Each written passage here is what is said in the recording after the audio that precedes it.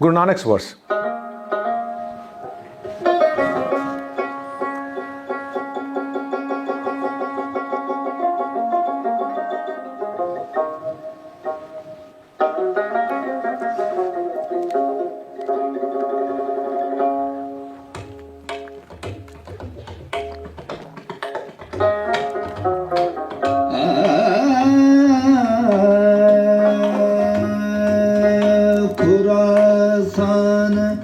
खसमाना किया खुरासान खसमाना किया हिंदुस्तान डराया हिंदुस्तान डराया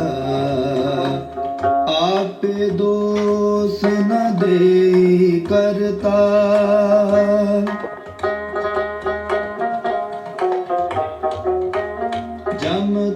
मुगल चढ़ाया. I'm going to stop there. Sorry. Khorasan khasmana kiya, having ruled Khorasan. If anyone has not heard of that word, if you get into the ISIS vision statement, they want the land of Khorasan. Has anyone heard that in the news? In the Central Asia, that's the Turk land, Central Asia, from where the Turks came. They are aspiring for Khorasan. Guru Nanak is talking about the same word which ISIS is talking today. Khorasan khasmana kiya, Hindustan daraya. Having ruled and conquered that Khorasan, Babur has now crossed the Mughal dynasty's first person and crossed the Sindhu river, and is passe the land nu hum dara raha hai. Guru Nanak is saying this. I'm not saying this. Hindustan daraya, the land right, of Sindhu. And then he says, look at this stupidity of the, translation. Makes no sense. This is what a problem our translations are. We're showing them in the Gurdwaras. High time we need to start revisiting. Aape dos na dein, that's what Aape dos na dein, karta jamkar Mughal chadhaya. Aape dos na dein, karta jamkar Mughal chadhaya. Translation, listen to it. Makes no sense. The creator himself does not take the blame and has sent the Mughal as the messenger of death. What a translation this is.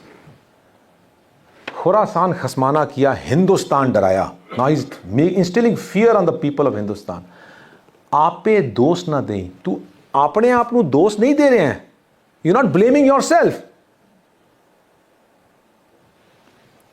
Karta jamkar Mughal chadhaya. जो करते ने, the creator has sent the Mughal as the messenger of death. तू अपने आप अजे भी दोष नहीं दे रहे हैं, आप पे दोष ना दें. क्यों? इतने साल तो तू कास्ट के उत्ते डिस्क्रिमिनेशन कर रहे हैं, अपने बंदियां नू मार रहे हैं, अपने उत्ते ही सब कुछ कर रहे हैं, तू साइलेंट किलिंग कर रहे हैं. हुण जदों वो आ गया Mughal, and now he picks up the sword and he's bashing you up. Now you're remembering the divine energies, but you're not still blaming yourself. आप पे दोष ना दें, तेरे action, what were your actions? Is that clear? This is the background in which we are going to put the context of, with the philosophy as rise of, not the Maharaja, of Sarkar Ranjit Singh. Yeah? Clear till here? I'm not calling it as a Sikh empire. Some people may not like it. Allow me a little bit more time. Lahore Darbar 1849 collapses. I'm starting from a collapse. That's the yellow territory of Lahore Darbar. And if you take the current Pakistan and India through the disputed territories of Kashmir, you'll find 80% of that Darbar is today in Pakistan. So the question then is, what a formidable empire it was.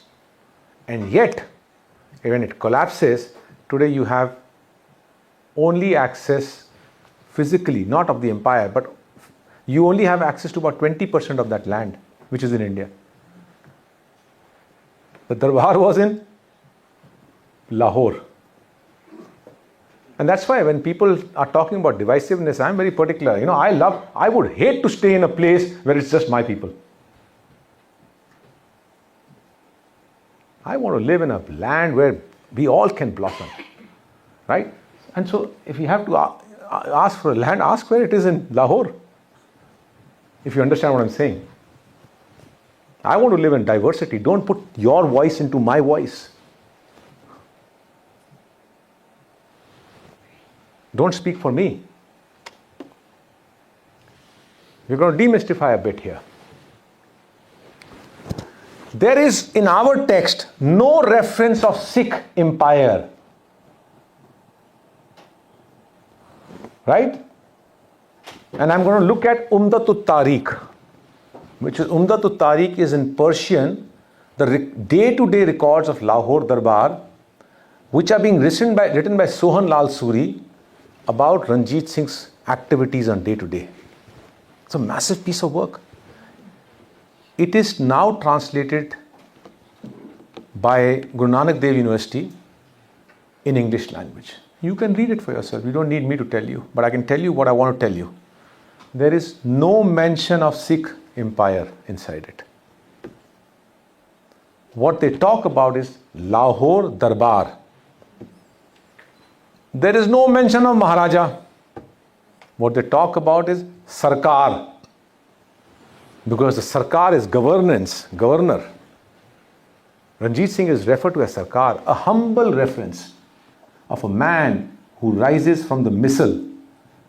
The power bestowed on him was not of a Maharaja. Oh, Guruji ka like he didn't do a right succession planning. We'll come to that later on. But the missiles bestowed a power on him as the custodian of our revolution. That's the Sarkar. Because Guru Nanak's philosophy was social revolution. Kabir's philosophy was a social revolution. And here comes the Sarkar. And then they talk about Sarkar-e Khalsa. Sarkar-e Khalsa is not the Khalsa as we define today. Khalsa is a Persian word. Sarkar, this governance of a land of absolute pure vision, where everyone is going to be equal. And that's why at a time in Ranjit Singh's time, when 7% were the Sikhs as we define today, and 55% of his forces nearly were Muslims, it was an equal opportunity for everyone. It was a Punjabi empire. And if you don't believe me, let's read Jangnama by Shah Muhammad after I'm going to use the word which is not the right word, the first Anglo-Sikh war. It's the British who, when fought Delhi, they looked at it as the Mughals ruling there, so it becomes an Islamic state. British have this idea of boxing everything in by religion. And on that side of the Indus River, in Lahore is the ruler who happens to be Sikh, so they call it as a Sikh empire. And we continue to use that word, Sikh empire. It's just, we are using, our forefathers using Lahore Darbar, Sarkar Khalsa, Sarkar, that's it. Shah Muhammad, at the time when the so-called Anglo-Sikh war is going on, because it's the British terminology, what is Shah Muhammad writing? Who's a soldier of Ranjit Singh's army. He's a poet. What does he write? Jang Hind Punjab da hon laga. Jang Hind Punjab. Jang Sikh Hind da nahi hon lagya. Jang Hind Punjab da hon lagya. Shah Muhammad ek sarkar bajon. Sarkar Ranjit Singh. Sarkar bajon mar gaya tha bechara. He died in 1841.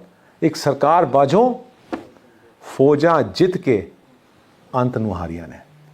The forces having won with deceit have lost it all. Where's the word Sikh inside this? Where is the word Maharaja? Clear? I'm just trying to demystify a few things here. Because we commonly use it. We put exhibitions of Sikh empire. We put exhibitions of this and that. No, let's get it right. This was a दरबार of equality. महाराजा जड़ा होंदा है ना, वो फिर subdue करता है.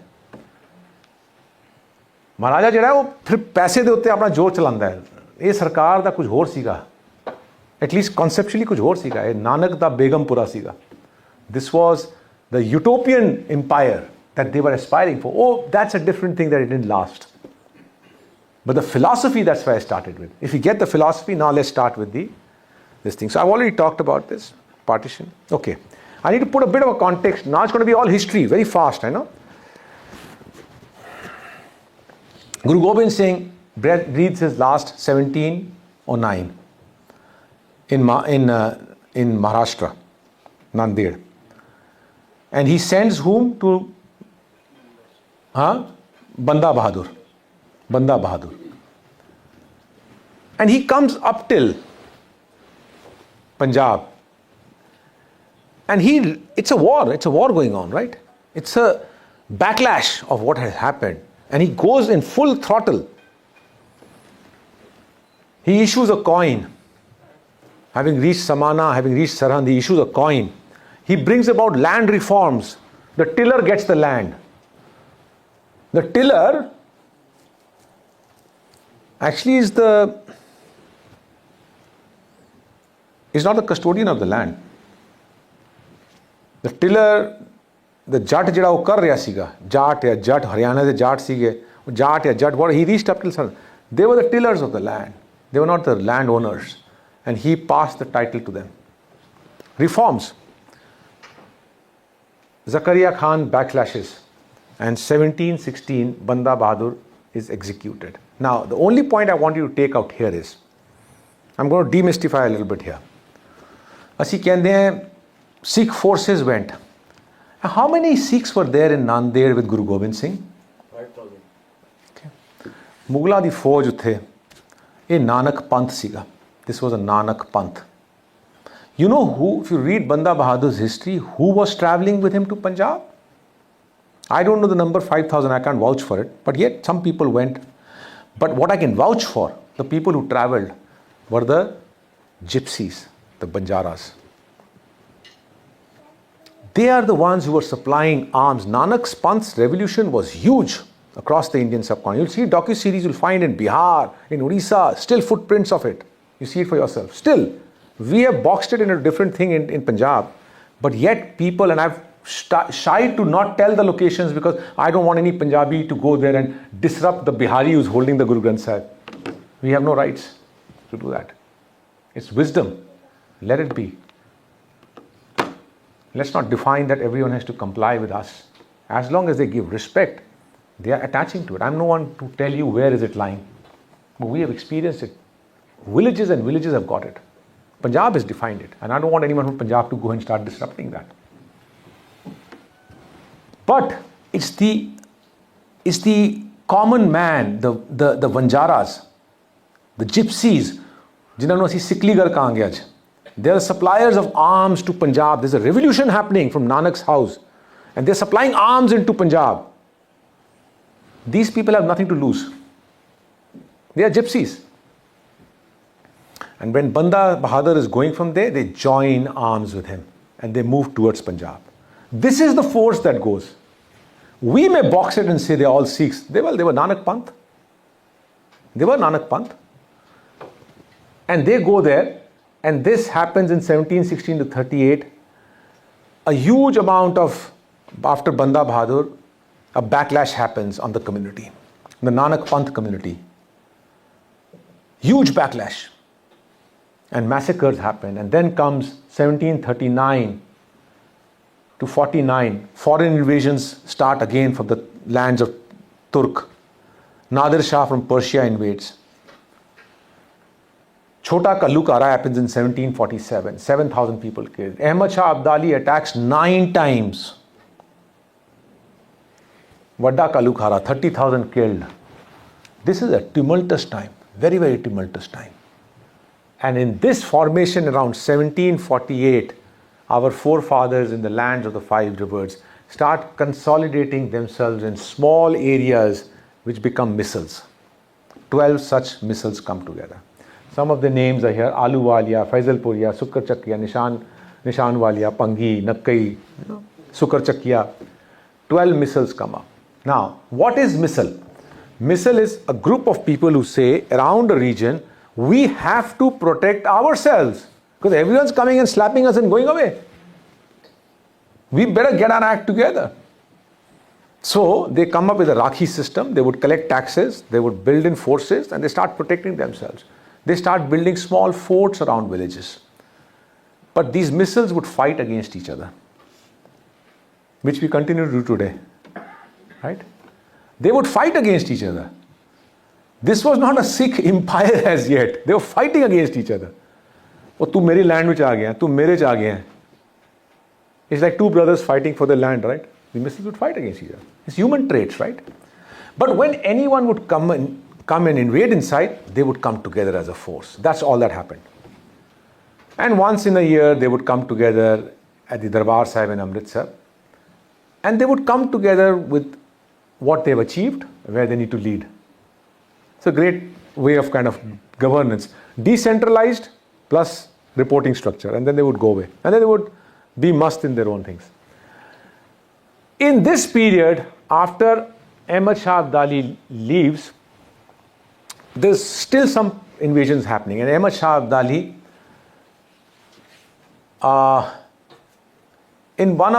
he appoints Shah Zaman in the fort of Lahore Darbar, because he takes it by force, and he appoints him. By the way, Lahore at that time, in this period, the Pangi missile have taken over Lahore. And I will show you some of the remnants of the Pangi missile. Pangi missile has taken over. Now the Pangi missile is a very tumultuous time. Pakistan's history, and some of these things I've countered in the books. I've challenged in the books, because none of our people are there. Their history writes a lot of negativity about Ranjit Singh and here and there. I'm not trying to defend Ranjit Singh, but there's a lot baseless stuff being written there. A lot of these baseless stuff happened in the time when all this is happening, everyone's invading. Nadir Shah is not your advocate of Islam. Ahmad Shah Abdali is not an advocate of Islam. They are coming to displace another Islamic ruler for the wealth. There is no Islam out here. Our narrative today might say that ki Islamic ruler aa rahe hai. No, they were fighting amongst each other. And if whoever has the wealth, they will take it. So in that period, when Lahore is experiencing a lot of backlash, the Pangi missile are not able to govern it most effectively, because the moment you get your act together, someone attacks. So a lot of damages happen in that period. But the Pakistani history blames it all on the Sikhs and does not actually accept the fact what was happening in Punjab at that time.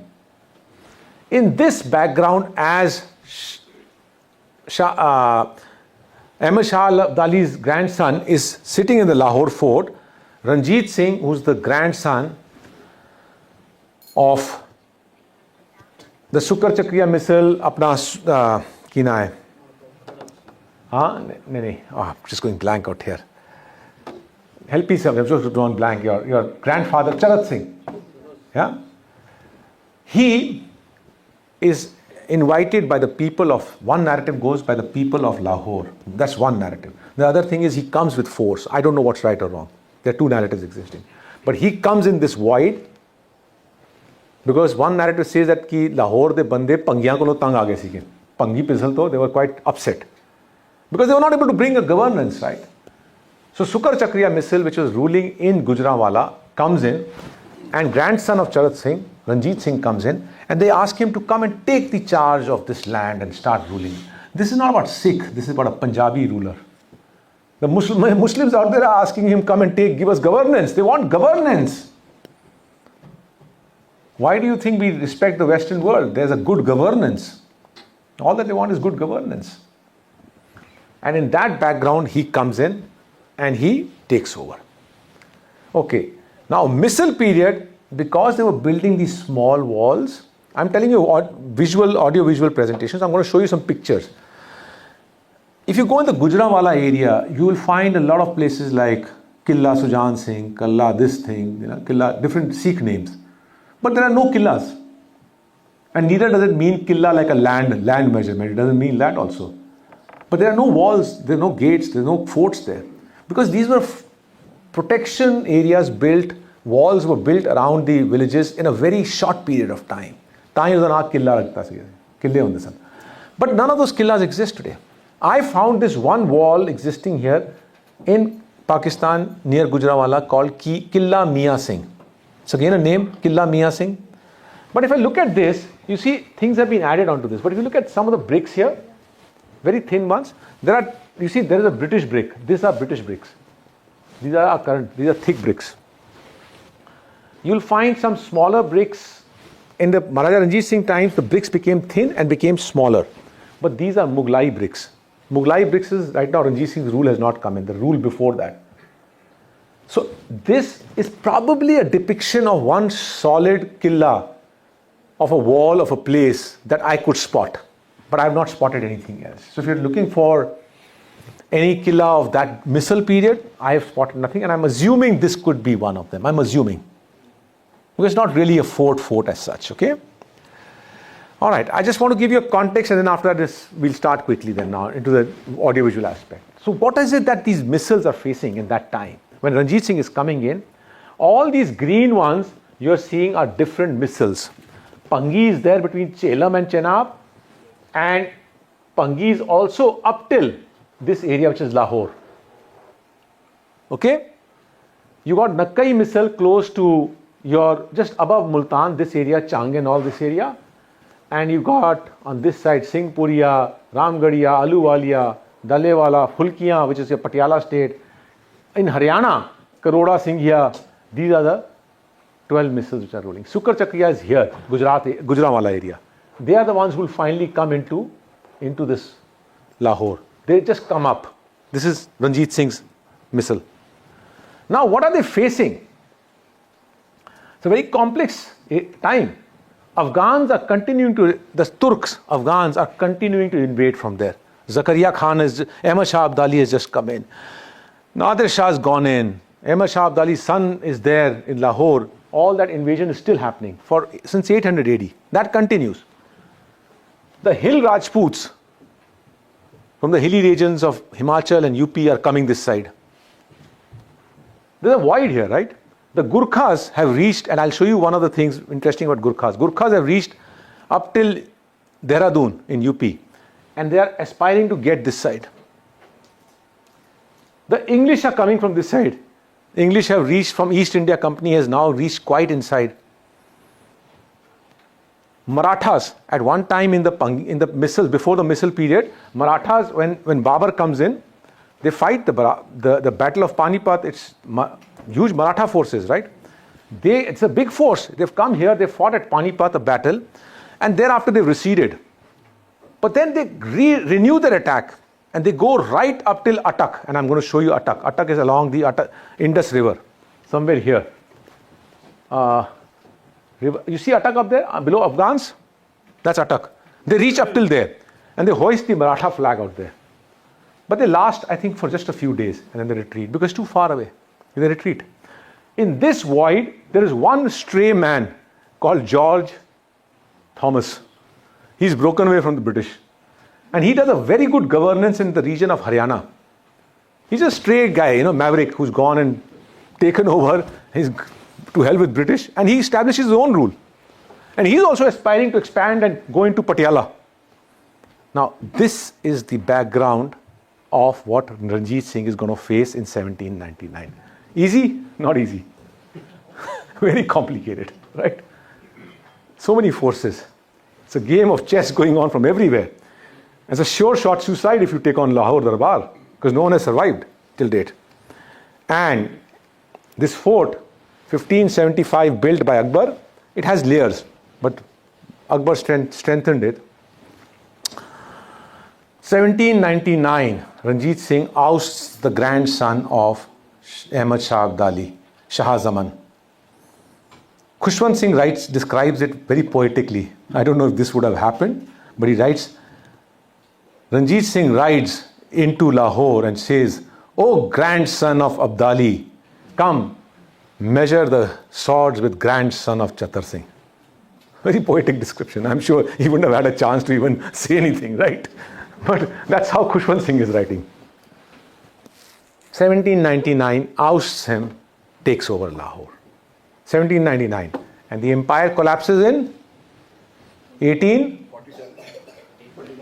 Depends. First Anglo War, actually it had already collapsed. But theoretically, the last bit, 1849. Ranjit Singh dies 1841. Right? So that's what we're talking about, 50 years. Sarkar is not worth calling Maharaja. Because call him Sarkar because he was a very humble man. This is his Atdhara. This was clicked by me in Lahore Fort. This is that depiction out here. Right? This is a depiction by the British artist who has drawn this. Sarkar is sitting on a small chair, sits outside in the open. There's no palace inside in which you have to come. He's sitting outside with on a chair. And this whole hustle and bustle. And this is totally silent out here. He's sitting somewhere here. This is his place, which is up there, which is not shown here, which is where he dies. He's lying out here in his last days.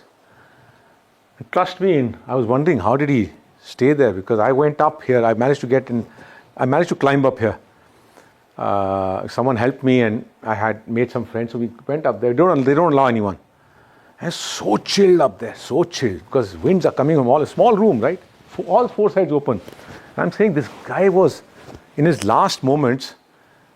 I mean, sanu bukhar lagda si kehte chaddar odo to ye karo andar jao, and he's like in this open area, he's lying down. That's why he dies in the end. That's in Lahore. This is Lahore. This is Lahore Killa. This is that Atdhara. Atdhara is what? 1, 2, 3, 4, 5, 6, 7, 8. Atdhara. 8 gates, right? So that is the god. You see the architecture. This is built in Ranjit Singh's time. This was not acquired. This is built. In that open area, he builds it. And Upar, he's built this in the Sikh architecture. So these are layers of Sikh architecture coming inside the fort. Okay? All right. Why it is not a Sikh empire is I want to show something else out here. Why is it that you all have come to Australia? If you had the same opportunity in India, would you stay there? Same opportunity. You would not move out from home. It's an economic migration, right? Some may have political migrations and all. I'm not getting into that. But there is essentially, we all have come for economic migrations. And in those days, these generals of French, Italian, American, I mean, Ranjit Singh's commander of the artillery was Alexander Gardner, a short guy. There are some black and white pictures of him standing next to these tall Sikhs, and he used to wear this tartan coat, checked coats, right? And he used to wear a turban, tartan turban, very stylish. And his beard is all open, short guy, standing next to the tall guys. There are pictures of him available. And he was born in California, went into England. From England, he came into Central Asia, Caucasian territories, came into Afghanistan, served under Dost Muhammad, but his aspiration was to get into Punjab. Dost Muhammad ruling under him was just a stopgap arrangement. He was figuring out how to cross the borders and get inside. Finally, he comes here and he becomes the artillery commander. It's just an off the cuff, interesting fact. So he writes in his book, Memoirs of Alexander Gardner, he writes how he became the head of artillery. So he crosses the border from Afghanistan, comes to Lahore, and Ranjit Singh had this habit of, because there was a game being played, the great game was being played in Europe. The British who had come into India through the sea route, they are not connected to India through the land route. And in Europe, there is Napoleon and the Tsars of Russia. Napoleon French and Tsars of Russia are head-on with Ranjit Singh. With the British, right? And they're fighting a great game, and the British are afraid that if we lose against them, any one of these Tsars or the Napoleons can come through the land route, get into Afghanistan or get into Kashmir or get into any other territory, cross the Khyber Pass and come inside the golden goose, the Sone ki Chidiya, which is India.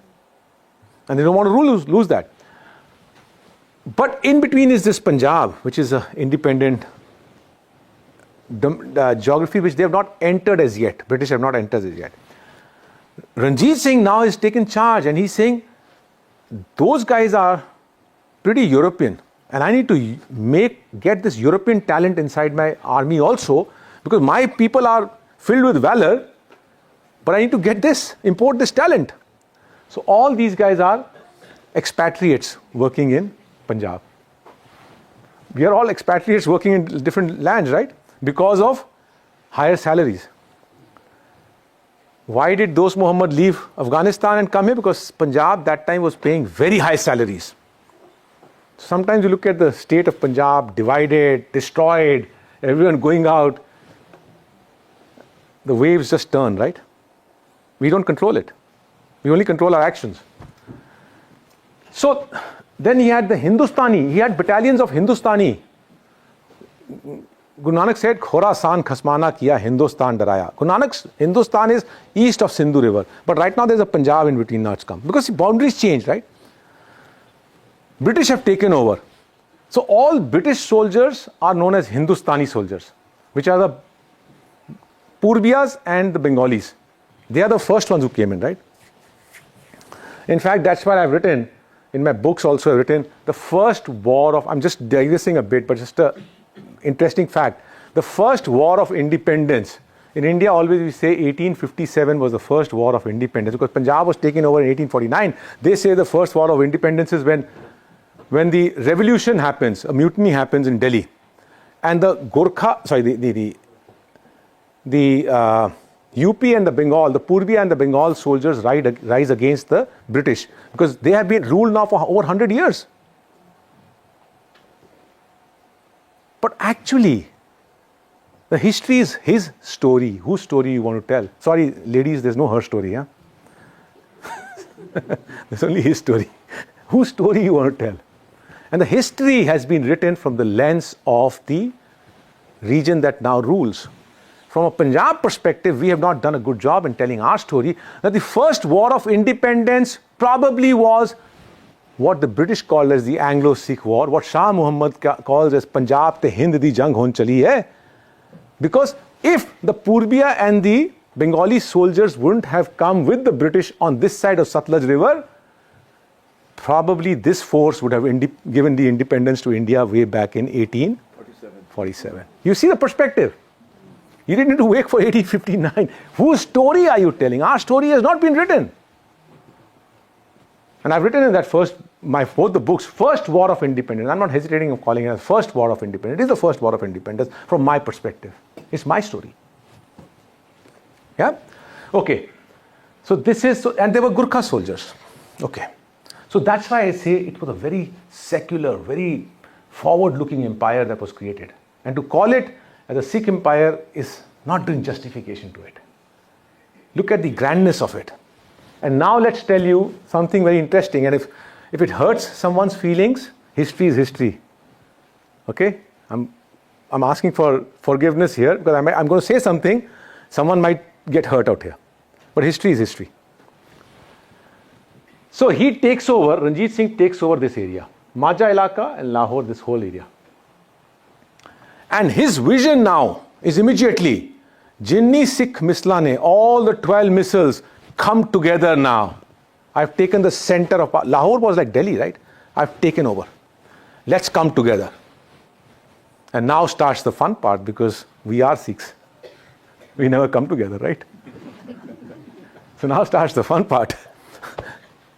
This is 1799. He throws his call in 1799 itself. Let's come together. Together we will actually create an empire, right? Now, all this along the Satluj River, and you see the Punjab today is this. This is the Punjab, right? This is Patiala, Ludhiana, Jalandhar somewhere here, Ropar, all this along the Satluj River. The states on this side, which were your previous Phulkiya missiles and the other missiles, Haryana and all these, they all run to the British. Save us, save us. Yeah? So, this whole thing, and he does not give up. He tries hard. Goes on, tries hard. But then finally around 1805, 1806, he figures out, no, this is a lost cause. My own people will not come together. One thing that I'm going to say now, it's me saying this. I'm not saying to anyone. I say sometimes when I look at this map and I say, this region is our East Punjab right now, right? And majority of that region is the one which in 1809 chose to go on to the other side. And today, after partition, this is the only Punjab that we are left with. Are all the problems of this Punjab that we are facing today is because we've landed in a territory that was never aligned to the Sikh cause. I don't know. I don't know, just a statement. Don't mind about it, huh? If you're from that territory. You get me what I'm saying? This is a question I'm posing. Any PhD student out here? You may want to study this subject, huh? Someone who wants to study anthropology, history, give it to someone. Figure this out. I don't know the answer. I'm just raising a question. Right? So, okay. So he's only got control here. So he now says, I claim so much, but I have only possession of this much. These guys then, 1809, finally he gives up on these guys. It's a lost cause here. Signs the 1809 Treaty of Amritsar with the British on this side. Because all these guys have gone on that side. He says, thank you so much. Let them go there that side. 1809, I will not cross the Sutlej River. British will not cross the Sutlej River. Done? Now I'm going to play my game. Clear till now? Is it too much of a history? I've lost people, Lord. No. Huh? Give me the energy. I'm not reading a paper. Give me the energy. Huh? Yeah. It's a perception. I'm telling you my story. I'm telling you our story. It's her story, if you want to say it.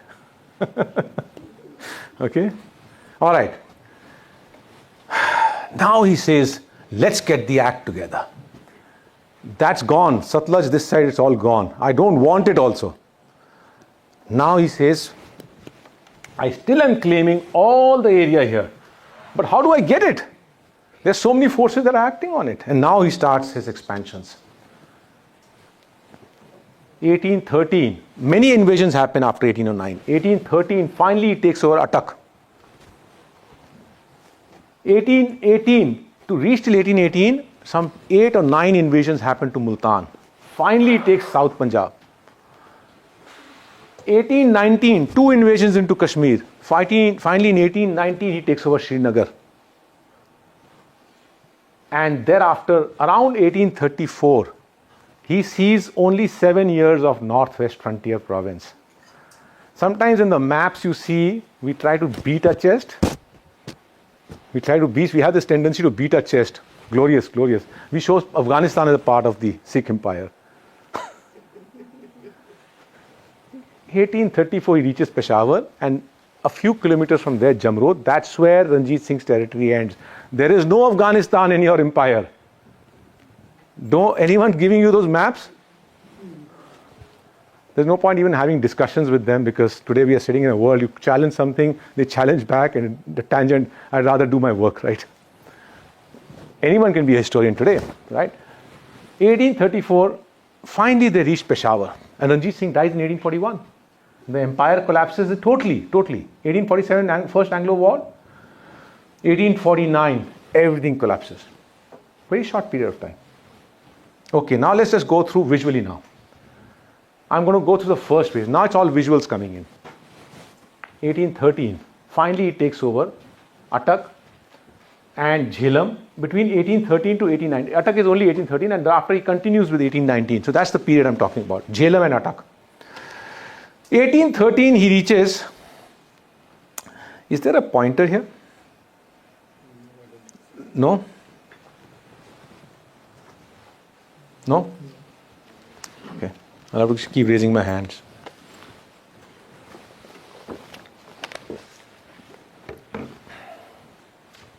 This area, Attock is there. Somewhere here is Katas Raj. It's a Shakti Peeth. Anyone knows? Raising your hand? Hanji. Pangis are finished.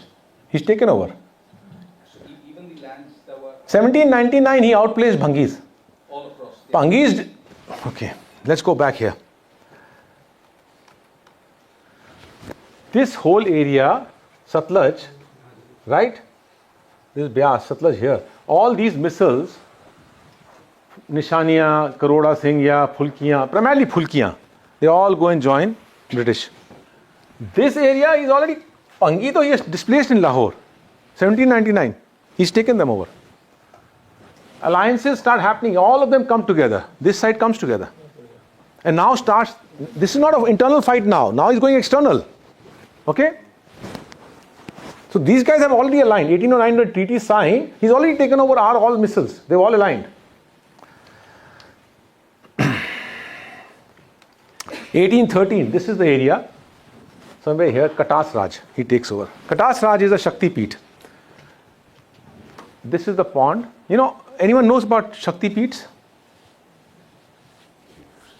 To understand yourself, always try and read about others. Because you're coming from the same culture. You're not living in isolation. Agar isolation is wrong, na, so we are living inside a well. The do khud daddu rahe honge si.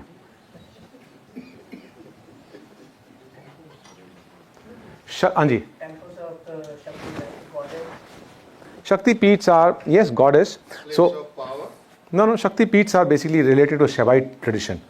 The worshippers of Shiva. When Shiva married, Shiva has two wives. His first wife, Sati, it's a Puranic tale. She dies, and he's actually he does not take care of her in his lifetime because he's a Malang. Shiva is a Malang. He's always dressed up like a mitti laga ke the and all sapanal. He's like representing a Aghori tradition. He never takes care of. But when she dies, he feels the pain. And he doesn't want to leave the body. This is the mythology. I don't know if it's right or no, but he doesn't leave her body. He just holds her body and doesn't leave her. A kind of a remorse. He's holding her body. Then the Puranic trail goes that the divine energies then decide Shiva, who's the lord of destruction. Brahma, Vishnu, Shiva, Lord of, he's not going to be able to operate. So finally, the Lord energy says he's too much stuck with his dead wife. They throw a chakra and split the wife's body into multiple parts. I think there are 51 or 52 Shakti Peeths, something like that. And her parts, wherever they fall, they become Shakti Peeths. So you have that many Shakti Peeths. So this is the place where the narrative goes that her eyes fall. So tears. Right? Okay. Now, in this Katas Raj area, Hari Singh Nalwa, his contribution is huge. He comes here. This is the fort that he builds here. This is an aerial picture of that I've taken. This is the administrative office which the records write. Interestingly, and I have this picture in my first book, but when Lal Krishna Advani, the politician of India from the BJP party, many years back in Vajpayee's time, he expressed the desire to visit Katas Raj in Pakistan. Till that time, this site was absolutely abandoned. So Pakistan quickly got into an activity of putting this site together. And the government of India's notification under British rule says this particular 1921 that this place is Hari Singh Nalwa's administrative office. But what in putting together the Katas Raj for visit of L.K. Advani, the Pakistan government has put a board there, Ramchandra temple. Now this doesn't look like a Ramchandra temple. This has no altar inside to place the idol. In a temple, there will always be an altar to place. Bottom line is, there's a board that has been placed. This has now become a Ramchandra temple. History is now, it's Ramchandra temple. Because you can't change it now, it's done. You know? I've written in my book, in fact, someone asked me, give me the references, I gave him the references, but I don't think it'll ever change now. It's done, gone and dusted. So this is the front face of that particular building. He establishes this. After they control this area, they move further from here, Katas Raj, they move further to Jhelum, to the place called Rohtas. And you'll find in episode 19, this is the picture clicked from inside the Choa Baba Nanak Gurdwara. Because Guru Nanak goes up the Tilla on the mountain where he has dialogues with Balnath Jogi of the Kanphatta Jogi sect. And this Gurdwara was made in Ranjit Singh's time in memory of Guru Nanak's visit to Tilla Jogiyan. This is the fort that they took over, Ranjit Singh's time, Rohtas Killa, which was built in the times of Sher Shah Suri in 1540s. I've clicked this picture from inside in my first book. This monument, this Gurdwara is now maintained, by the way. Okay, and now he reaches Attak, where I said in a short period of time, much before Ranjit Singh, in the turmoil of much before the missile period, the Marathas had reached till there. But Attak, along the river Indus, has always been an Afghanistan territory for long. Always means for long it has been an Afghanistan territory, because Punjab never had this boundary of, the Afghanis were ruling till here. This is a massive fort. High security, Pakistan army establishment inside this. In my journey, somehow an energy got me inside it. And that's the problem I faced with the Indian government, that how do you get inside it? I've done nothing wrong. If the energy enables me, I will be loyal to my history. The government should have documented these. If someone has enabled me to get inside, so I have had to prove myself. I've got nothing against any political nations. I'm just a person researching, but this is a very complicated space that you're operating in today. One slip of the tongue, my own community can discard me. One slip of the tongue, the governments can discard you. Right? That's what you're operating in. Very, very tough. These might be just books for people. This might be just a documentary series, and that's why I'm saying these docu-series are just probably videos for majority of my community. They're just videos. They don't understand what's gone behind it to create it. But anyhow, it's a high security place. But I want to tell you is inside this, now I want to give you insights of your community. Sometime, if required, we'll talk about Nanak Panth. Nanak Panth is destroyed right now.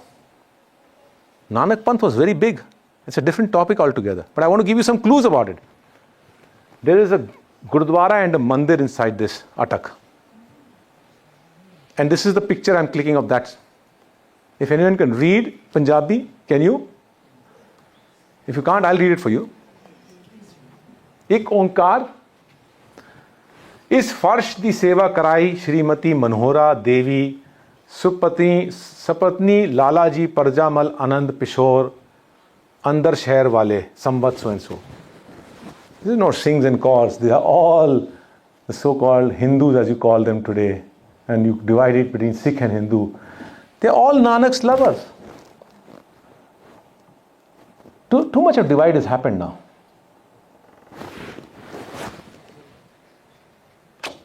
Okay. Then starts his expedition southwards. Now, it's not 1818 is when he captures Multan, but 1802 till 1818, eight invasions are made into Multan. Multan is ruled by Muzaffar Khan, an Afghani. And Multan fort is very, very solid fort. And finally, in 1818, this is the cannon that is taken. If you go to Lahore, outside the Lahore Museum, this cannon is lying there on the road. Anyone can recognize this cannon? Zamzama. Also known as Pangiyan di Top. Piche de, it's there in my book. Either piche ek plaque hai. It didn't write Zamzama, right? Pangiyan di Top. Pangi kaun hai? Pangi missile. It's said that this top, Ahmad Shah Abdali was taking it away to Afghanistan. And from one of the rivers, because you have to cross many rivers in Punjab, I don't know which river it was, but it had drowned. It got stuck there. The Pangis retrieved it. And that's how it came to Pangi. That's one narrative. I don't know what's right or wrong. But Ranjit Singh inherited this. This is a very powerful cannon. There is a book by Ghulam Jilani. Ghulam Jilani writes in his narrative, the live narrative that he writes. Again, look at the soldier. This is Ghulam Jilani, is not a Sikh soldier as you define today. He's a Ranjit Singh soldier. He says, He was next in the line of the 117 who perished in supporting this cannon, because at Multan, this cannon kept firing. Hari Singh Nalwa took this cannon to Multan. And these wheels had become loose, as he describes. I find it hard to believe, if a cannon's wheels go loose, how can you put your shoulders? I find it hard to believe. But I don't know what it was. But he writes that these soldiers were giving their support to fire. And once the cannon would get fired, they all would die. I find it hard. How can you give a support to say, right? But he writes it. And he's the 117th in the line. Next was his turn. And he says, the cannon reaches a breach in the gates of the Multan fort. And so he survives to write this narrative. Okay? Now, there's an interesting observation in the Multan Museum inside the fort. In Pakistan, they're trying to kind of now revive their history, and there's a trying to embrace it. A lot has been lost. A lot of water has gone under the bridge. But we should give credit where it is good. Right? So in the museum, they've got Multan's history, starting with Prahlad and Hiranyakashipu. So if you see a docu-series, you will find a section, episode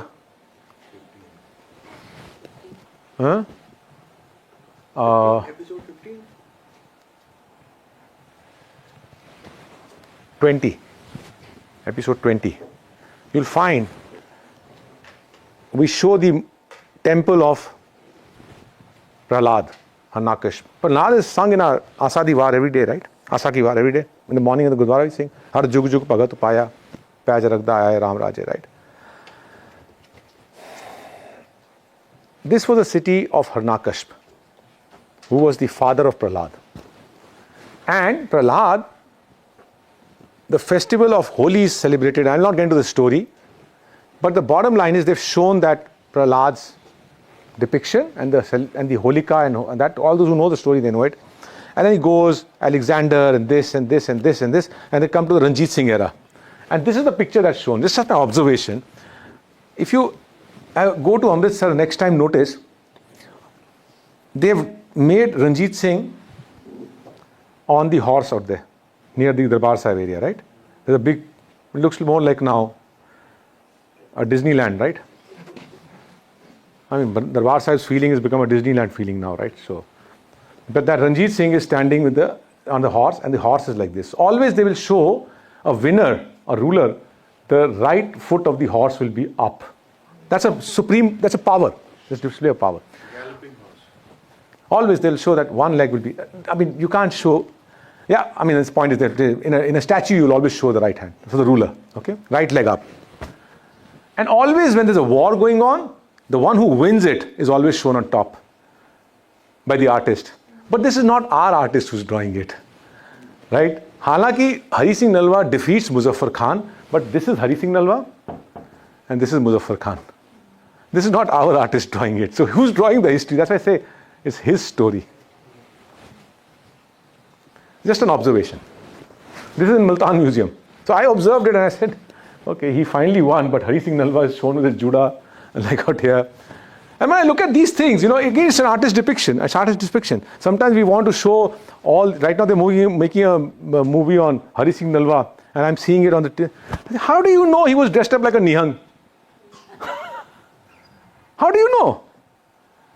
Here's another artist depicting him without Judah, without anything on it. They are warriors, they are going on. But I'll show you something else beautiful about Hari Singh Nalwa, which should make you think about it, right? Okay, now starts 1813 to 1819, the conquest towards Srinagar. He's all expanding on this side. Now, 1813 is an unsuccessful conquest, unsuccessful expedition through the flatlands of Jammu, through Tosa Maidan, they go up. They don't succeed. Okay? Somewhere around 1818 to 1819, something interesting happens in Afghanistan.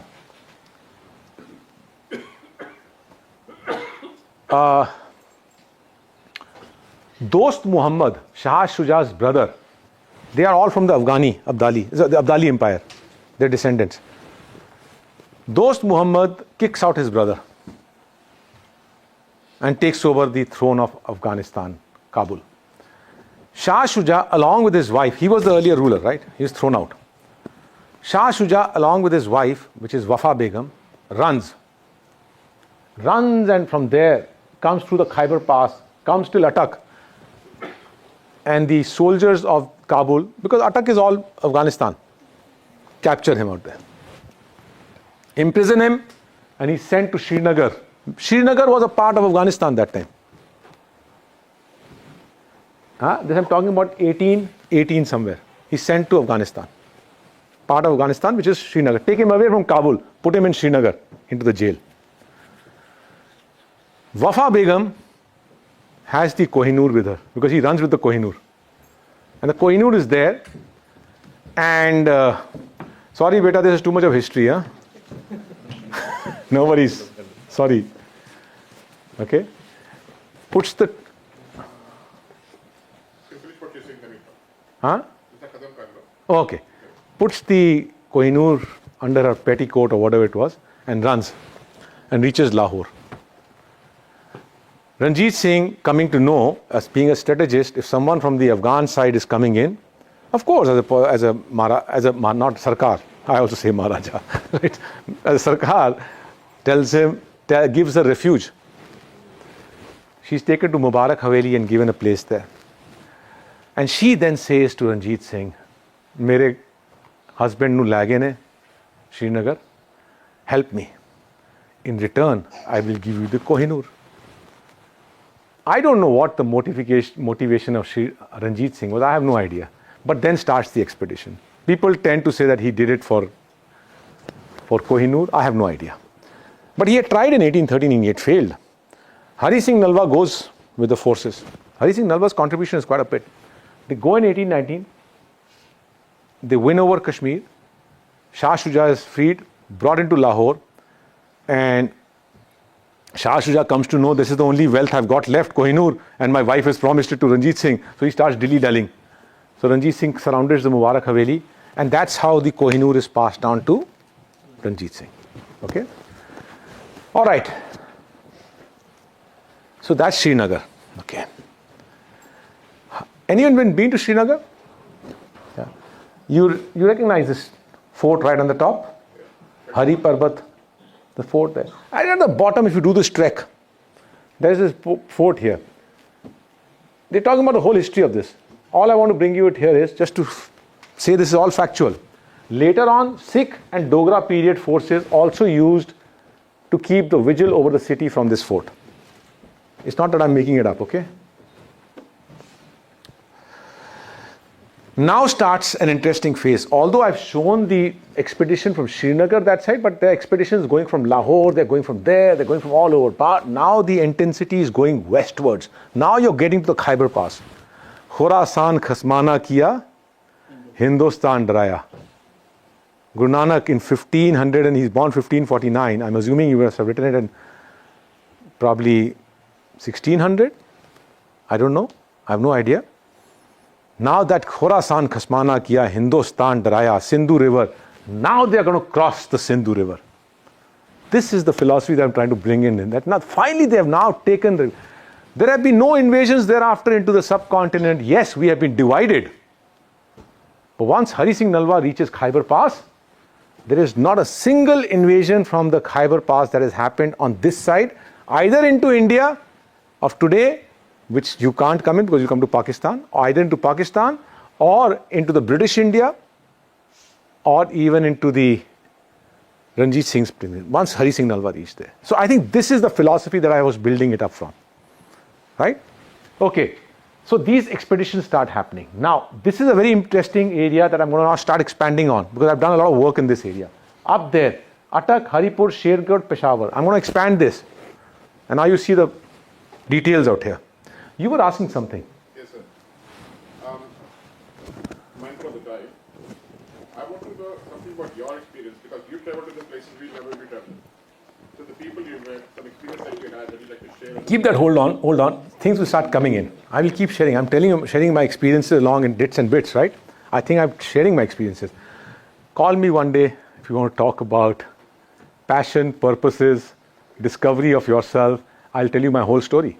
Just extraordinary. Yeah, it's not, I'm telling you the story. There's a topic here, I'm going with it. I don't want to deviate from the topic, right? I don't want to make it my session. There's a topic I've been given. Because people have come to hear this topic, right? I'm still telling my stories inside it. I'm telling you a lot of tidbits here and there. Just be happy with that much. Okay? Okay. Now, I know. What's your name? Sumit. Huh? Sumit. Sumit. Sumit, next time I come, I want you to come here, okay? And I want you to be coming with an energy that I want to listen to all that he's saying, because तुसी पहले अलर्ज किया मैंने समझ नहीं आया और तुसी कह रहे हो to topic change कर ले, right? No, that's not fair. That's not fair. At least I'm keeping you awake. Huh? At least I'm keeping you awake. I'm also keeping you awake here. I'm joking. Come on, yeah. I'm not putting you in a spot. There's no spotlight out here, but I'm putting you in a spot. Okay. All right. This one here, 1834. Not many people will talk about these topics, so bear with me. I'm giving you information that probably you'll not be able to digest, but I'm showing you pictures. I'll show you some videos. Take this with you, right? Yeah? What's the time? Okay, 4:52. Hold on, another 20 minutes. I've got the stage now. I'm not going to stop, all right? Hold on. I can't stop here. Okay. 1818 to 1834. Now they've reached this area, Haripur, along the river Indus. This name Haripur is named after Hari Singh Nalwa. Okay, you wanted the story, I'm going to give you a story now. After that, I'll stop for a while to have another story, okay? Hari Singh Nalwa, we are trying to project him as a Nihang warrior going here, though you have no idea what he was. You want to project him as the only warrior? I'll give you the facets of Hari Singh Nalwa, which I don't think the people in Punjab will depict him as that, because they only want warriors.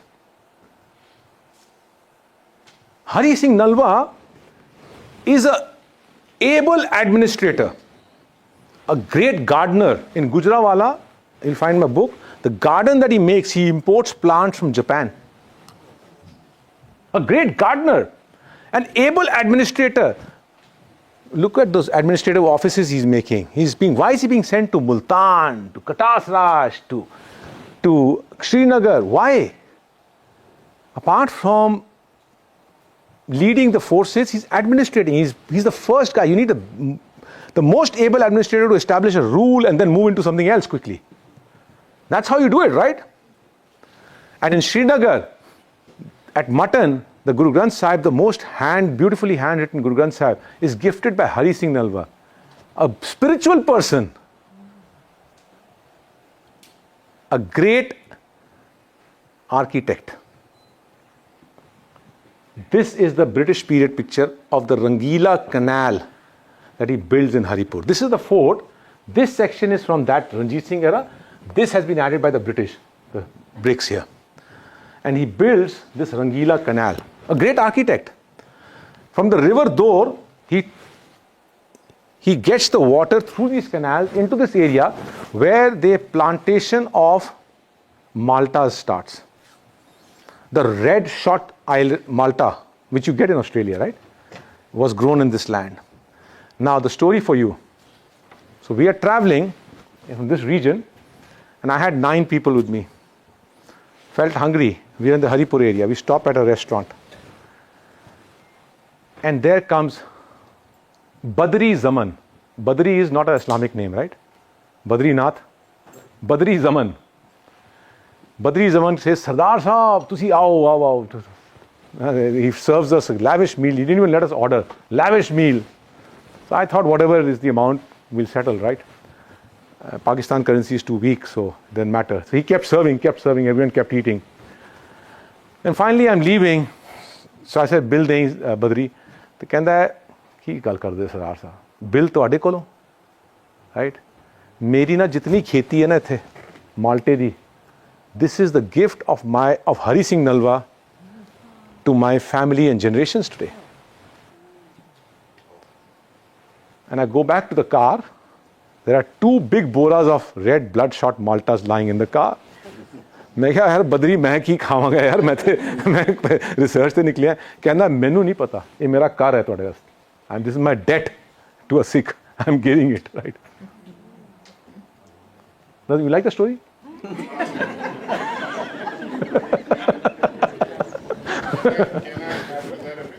हाँ जी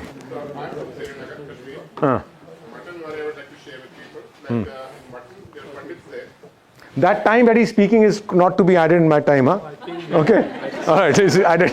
Okay. If your forefathers or anybody visited Mutton, they would write their name in there. So if you were to go to Mutton now, you could actually read when your grandfather or forefather. That thing is, you see the episode number 19 or so, you'll find that that entire tradition is finished off. We do cover that.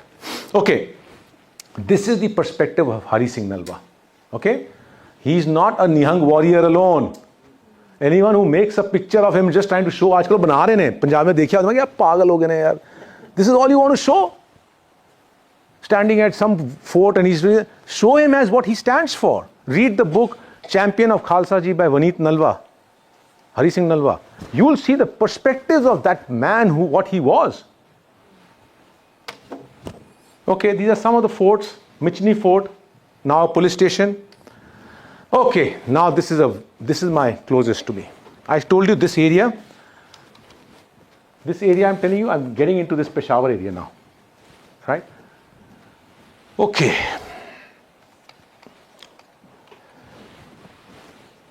To do this work, I started earlier. A lot of preparation, unconscious preparation. I remember I started, if you like to do gardening, become the garden.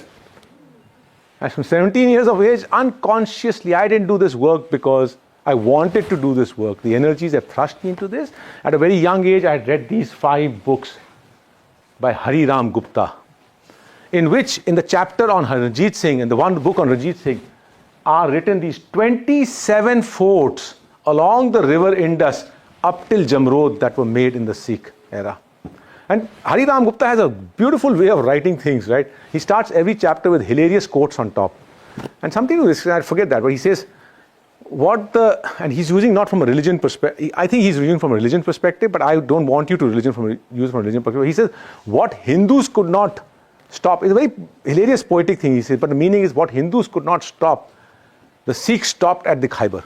Something to that extent. It's a very hilarious way he writes. So this 27 forts were written. And when the gates started opening for me, some strange energy, that's a separate chapter, I can't tell you here because there's a lot of other things, but when that state started opening, for me, the day it opened up, these 27 forts were imprinted here. You are not preparing. When the Guru Nanak docu-series, the gates started opening, Guru Nanak's narrative for that, which sources was already imprinted here. We were not reading Guru Nanak that time because you have to go on an 18-month journey. You're not trying to understand Guru Nanak that time. It should be here. You just want to do the task. That's how this happened. And this area, we start going. Now I'm going to draw a map which is not available anywhere. I've drawn this myself. We have reached this area, up there, and up till Peshawar. Now, this is the Khyber Pass. After I did this entire chapter, this is chapter number 11 in the second book called Legendary Forts. Khyber Pass, Kabul, Michni Fort, Jamrod will show you this. And they reach Peshawar. If the forces cross the Jamrod, they come to Peshawar. They rest in Peshawar, it's a big town. And from there, 2 forces would go historically. How did Kashmir become part of Afghanistan? Because one force will go like this, cross the Indus River at Darban, and once you cross there, you will reach Srinagar very easily. The other route will be come to Attock, which I showed you earlier, and you cross and come here and you reach Lahore. Once you reach Lahore, you reach Delhi. That's how they were coming. So, those 27 forts, most of them don't exist now. And for me, even going and touching that soil was very important.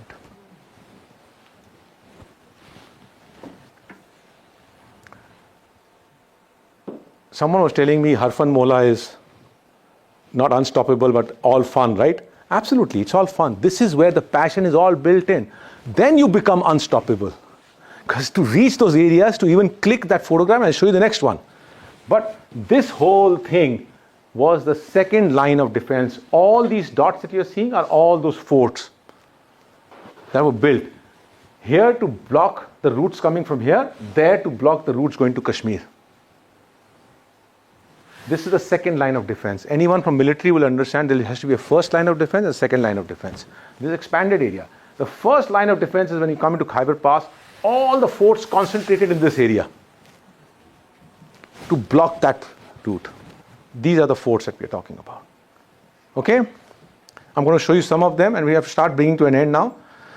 This is the mad Amardeep Singh, for whom the value was here to stand at that place where after the collapse of the Lahore Darbar in somewhere in 1870s or 1860s, this guy called D.J.F. Newall in the book Highlands of India goes and stands at somewhere like this. This is the Indus River. And he's plotting the various fort of Darban, Kriplion. He's writing Gandhgad. And he's writing place where a Sikh regiment was destroyed in the great flood of the Indus in 1830s. He's writing on the Maharaja Ranjit Singh's time. There's a Baltoro glacier up in the Baltistan which breaches, and the water comes in the Indus. And these guys are camped there. That's why they say when you go for a trek, especially in these areas, never put your camp next to a dried river, because you don't know when the snow melts, you guys just get washed away. Keep that in mind, okay? So they get all washed away. Now, this thing looks like the mountains look big. There's a Turbela dam here. The entire thing is silted. You can't go down now. So even he has made that from down, so these mountains are up, because the perspective is from down up. And I could not go down, so I had to stand on top and click this panoramic view. To me, and I've tried to mark it in my book, but to me this important thing was to even touch the soil. In that area, go back here, in the first line, so this is where I'm standing and clicking that picture. This is Shergarh Fort. When that water took over the entire area, this side was the state of Amb. That Amb state went inside the water, with the Indus River being the Turbela dam being built. The Nawabs of Amb shifted on this side, and they shifted on this side and came to Shergarh. And on the hilltop, there is another fort built by Hari Singh Nalwa. This, you see, the places to keep the guns. This is the roof. On top of that, they made it into a home, so they've made a roof on top. But the fort is still there. And from that fort, if you look up, there's a picket on top. And there are ruins lying up there of some rocks. And what is said is that the forces used to keep watch over the fort out here from there.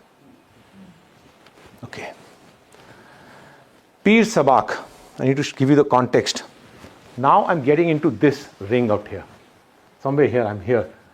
Pir Sabak is Naushera. Just at the ridge, edge of this second ring. And then we get here. Naushera, Pir Sabak. History, again I'm saying his story. What I'm going to show you a small clipping out here. My forefathers have made this, but they also made a mistake. Two great people died in this battle at Pir Sabak. Akali Phula Singh, and who else? Bal Badr Kumar, the head of the Gurkha army under Ranjit Singh. But we have to write our own story. So we write our story which is biased. We don't give credit to Bal Badr Kumar. We make a Gurdwara out there. We make a memorial celebrating Akali Phula Singh. But we forget that if we would have given credit to Bal Badr Kumar, what a glorious chapter it would be. And we have to learn something from the British in the next slide I'm going to show you. But let's see this video. In the Battle of Naushera at Pir Sabak in 1823, the Sikh army fought against the Afghan Duranis. The losses were significant on both the sides, with the Sikhs losing two of their brave generals, Akali Phula Singh of the Nihang Battalion and Bal Badr Kumar of the Gurkha Battalion.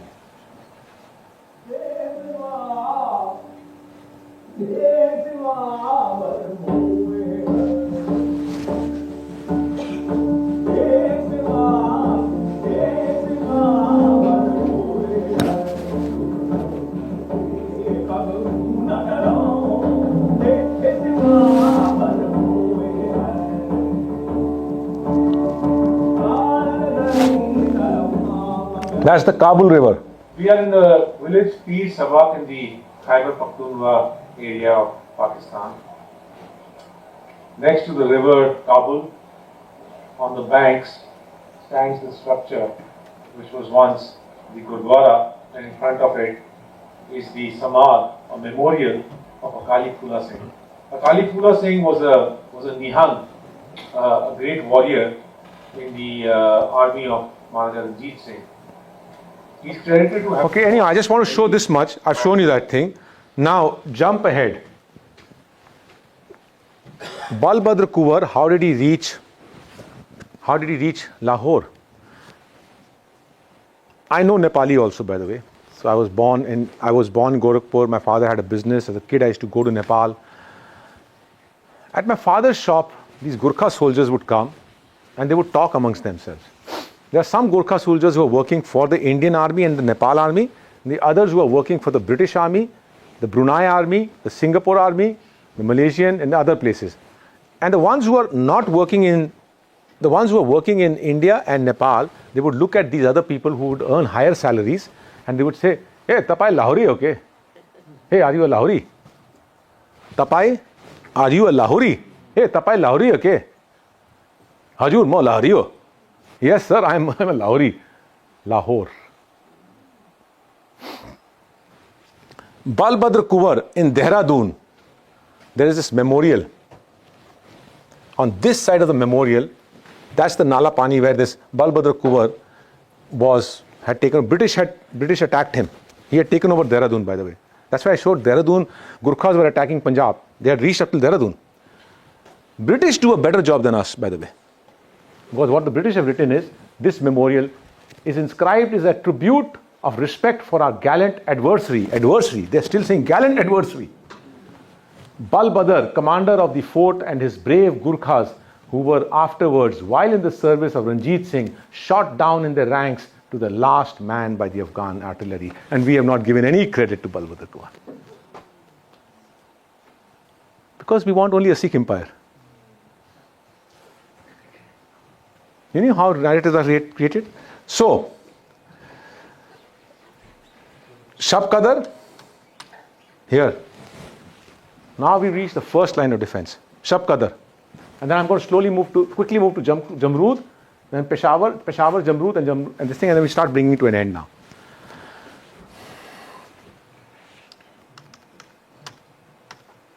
Shab Qadar. This fort was built in 1837 on a mound which till date, Shab Qadar is the name of that place, Shab Qadar. So now they call it as a Shab Qadar fort. But in the records of the Sikh, Umdatul Tariq and the others, what they say is Shankargarh. The fort was Shankargarh. Built in the times of Ranjit Singh. On this mound, which till date they say, Sikho Teri, Sikha di Teri. Sikho Teri, it's a mound. The Afghans still call it, oh, Sikho Teri. Go there, right? On that is the Shab Qadar fort. Ventura, General Ventura, the French Napoleon Army's general, was posted in this fort when Ranjit Singh dies in 1839, sorry. And in 1840, Sher Singh, who's his son, is visiting this fort. And Ventura welcomes him. But the Afghans come to know the Raja of Punjab has come in. Sher Singh has come in. So in the night they plan an attack and they attack this fort. And these guys fight and they're caught unaware and they push them out. But next day in the morning when they get up, now there is a court-martial to be done. Because under Ventura's command, the fort was attacked and breached. So Sher Singh cannot give a verdict to Ventura. So what they say is, this is an interesting one. They say, the forces fought very well. There was a breach. The fault was not of the forces. The fault was of the gates. So the gates are sentenced to 100 years of imprisonment. And the gates are yet tied out here. In my book, you'll find an inscription. On this is written, 1840, 1940, they should have been released. But 1947 partition happens, British India, they did not focus on it. After 1947, it's become a Pakistan government's property. So when I was there, I told the person, I said, inu riha kar do on, bichariyan nu.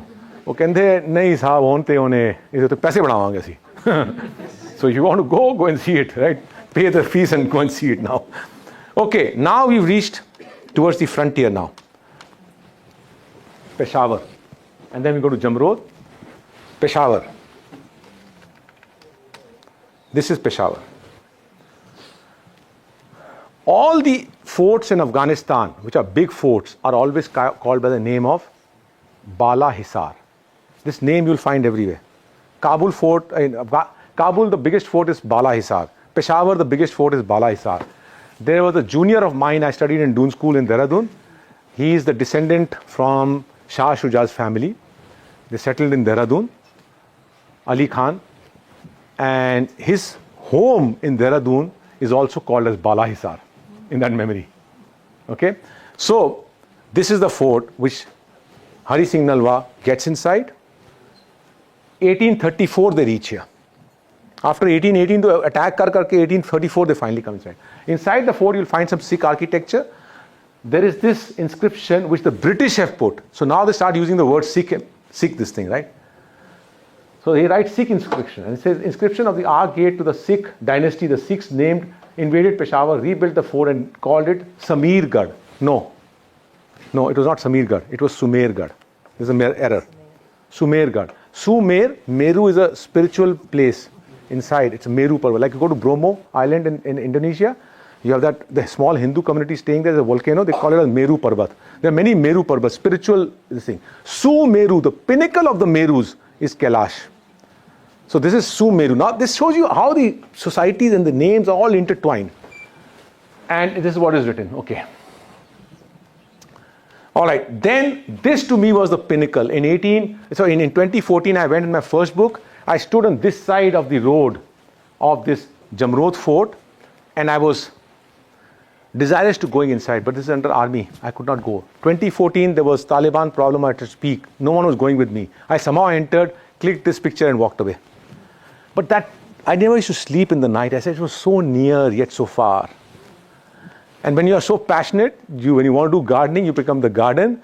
When you want to get into Khyber Pakhtunkhwa area, you become a Pakhtun, right? So that desire finally opened the gates for me. I didn't do it. The energy opened the gates for me in 2016. And I wanted to just stand on this where Hari Singh Nalwa died. And I want to click the picture of the Khyber Pass from when Khorasan Khasmana Kiya Hindustan Daraya. This is where they all used to come from. And finally I stood there, this is clicked by me, and I'm looking at Khyber Pass. Right? Okay, now bringing it all to an end, just give me 5 more minutes. It's a very interesting area. Now we've taken over 1830, 1839 and all, 1838, Peshawar is taken over. Now from Lahore they've gone to, 1813 they've taken over Srinagar. 1834, a new conquest starts. You are from Jammu, right? So the Dogra contributions now start happening. I do not see, we have a tendency of vilifying the Dogras. You look, if you don't get your act under order, you've got the empire. It's all opportunity. Ranjit Singh took the empire from the Abdalis. When the opportunity came, you don't have a succession planning, you don't do your act together, someone else is going to take it, right? That's how the Dogra aspect. But look at the Dogra contributions. All throughout, up till Peshawar, up till Srinagar, the Dogras are going along with you. They're working with you, they're in partnership. There's no difference. You're all working together. Peshawar is taken by the joint forces. But finally, in 1841, with the empire, 1847, 1849, after Ranjit Singh's collapse, when the infighting starts happening, of course, the Dogras have to take their own advantage and they moved away. But 1834, from the area of Kishtwar near Jammu, there is an expedition that goes under the leadership of Zorawar Singh. You heard the name of Zorawar Singh? General Zorawar Singh. Oh, it's your name, right? Generals are sitting here. Right? So Zorawar Singh leads the battalion.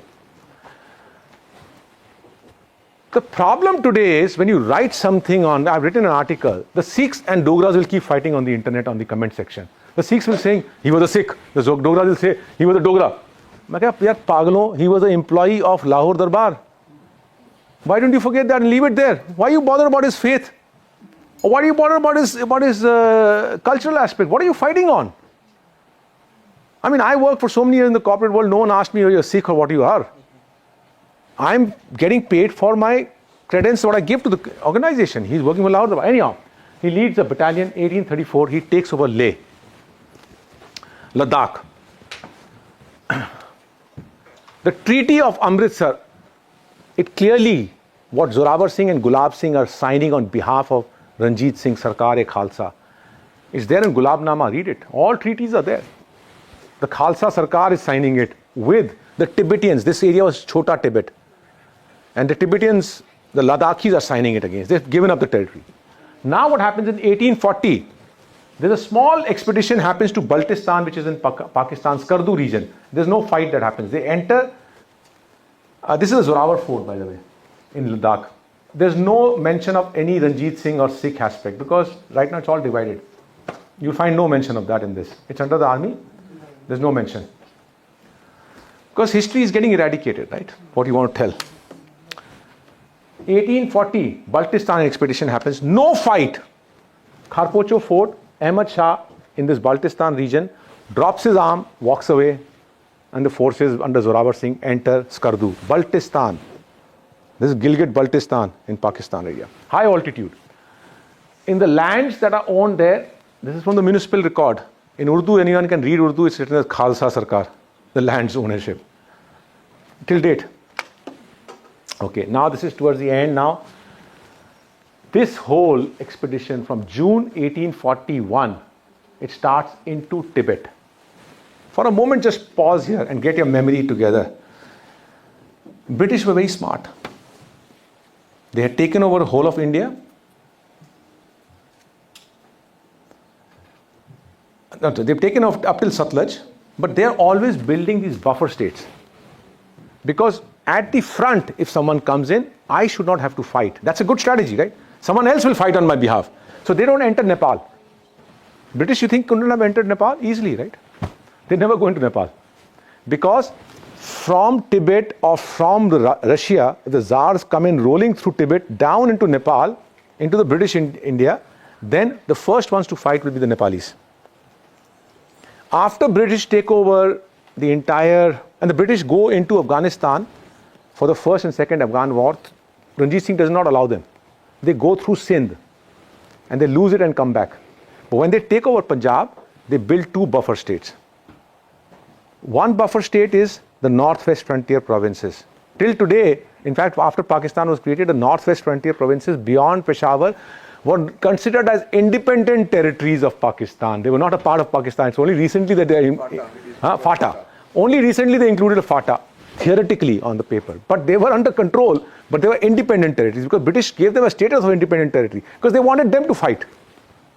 Then comes Kashmir. When the Lahore Darbar is taken, now this is where the history starts getting warped because we vilify the Dogras. But the fact is, you were fighting in the Lahore Darbar from 1841 till 1849. You kept killing each other. You kept fighting amongst yourself. So of course, British offered to the Dogras that you take a buffer state on top. Kashmir, that's also a buffer state because Europeans and Russians can come rolling down from Kashmir into Lahore, right? Or into British India. So they wanted to create another buffer state. So they cut Kashmir and gave it to the Gulab Singh and the Dogras out there. So sometimes you have to look at your own history, what the problem was. Anyhow, now at that, but this is 1849. But in 1841, there's a huge ambition that starts.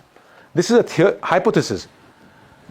There's a Nepal buffer state here. Sutlej, I've already told you, this side of Sutlej, all the Sikh states have gone and joined the Ranjit Singh, joined the British. Now the Ranjit Singh is still aspirational and his progeny afterwards is still aspirational to get into. Umdatul Tariq writes way back in 1837, 1836 that we should aspire to get into Tibet. But they start getting in. Now you look back at what they're trying to do. They're trying to get into Nepal and from Nepal get into Punjab on this side, the Ludhianas and others. They're trying to checker that. All the ones who actually Did not join with them. Now they are trying to, next generation is trying to do that.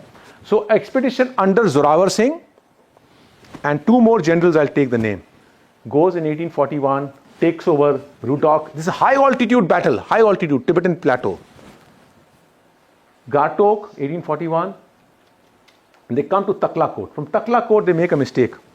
They come here in July, and they camp there. Winters have started coming in. This is like the Russians and the Europeans coming in, right? Winter started coming in. They make a mistake. Forces are forces, right? Hindus, Sikhs, Dogras. They start going to Mount Kailash for a religious yatra. And they waste 1.5 months. And in that time, the Tibetan forces come in, and Taklakot is at the Nepal border. From here, you can come rolling down to Nepal. They had come that close. And these guys come in, they fight a battle there, and Zorawar Singh gets hit with a bullet, he dies. But what I want to tell you is now, this is an interesting part. There are 3 battalions that had gone up into Tibet. One was led by Zorawar Singh, the other by Basti Ram, the third by Ghulam Rasool Beg. This is not Sikh empire, this is a Punjabi empire. Zorawar Singh is a Dogra. Yes, soldiers are all mixed, but 3 generals are leading it. Zorawar Singh, Ghulam Rasool Beg, Basti Ram. The history tells us Zorawar Singh gets shot, he dies. When he dies as the main general, there's a helter-skelter. Basti Ram, from here, comes rolling down. There's a place here called Purang, from where the treks to Kailash Mansarovar happened from India. He comes there, rolls down, and he reaches Ludhiana. That's what they were trying to do. But he escapes with his people. Ghulam Rasool Beg, history goes silent. No one knows what happens to Ghulam Rasool Beg. In fact, there was someone in London had approached me a few years back and claiming to be a descendant of Ghulam Rasool Beg, and says, you've written this history. I want to figure out. But we couldn't find anything. But history is silent about them. And Zorawar Singh is dead. Now, it's a very interesting part of the story. So this is a photograph I clicked of Kailash at Tibet. This is at Taklakot, at this place. A Chotan, a memorial built by the Tibetans, which is called as Singh Ba Chotan. The Chotan of the Singh warrior. Right? This is a book written by, just coming to an end now, right? This is Lhasa Palace, written by Sepon W.D. Shakpa, Tibet, a political history. He was the finance minister of Dalai Lama when Dalai Lama left in 1950s. 59. Right? He left Lhasa and he came into India. So this Dalai Lama was young that time. Sepon Shakpa was an elderly person, finance minister of the Ministry of Lhasa. Comes with Dalai Lama. Then in India he writes he's written 2-3 books. In this book, he writes interesting. You remember I started off with Anglo-Sikh War versus Singh Hind Punjab da hone lagya. I was trying to put the narrative right. Now see, it's the British who are writing it. The British, and now he comes into India, and our entire history is written from a Anglo-Sikh, right? From the British, the way it taught. So he comes here and he writes this book, and I'm going to actually give you this just to summarize the whole thing. So here's what he writes. After the battle at Taklakot, the Sikhs were imprisoned. Many of them escaped. Sikhs were imprisoned. He's writing the same term. Sikhs were imprisoned. Many of them were brought into, the ones who were imprisoned were brought into Lhasa. Then he writes, the Sikhs later on cultivated the lands in Tibet and grew apricots, apples, so on and so forth. That's the DNA of Punjabi farmer. Whether it was truly a Sikh or a Muslim or a Hindu, we don't know. DNA of a Punjabi farmer. And I'm going to just last thing I'm going to say, which is a very interesting one. I've been twice to Tibet. I told you earlier I've traveled along the whole Indus, right? Twice to Tibet.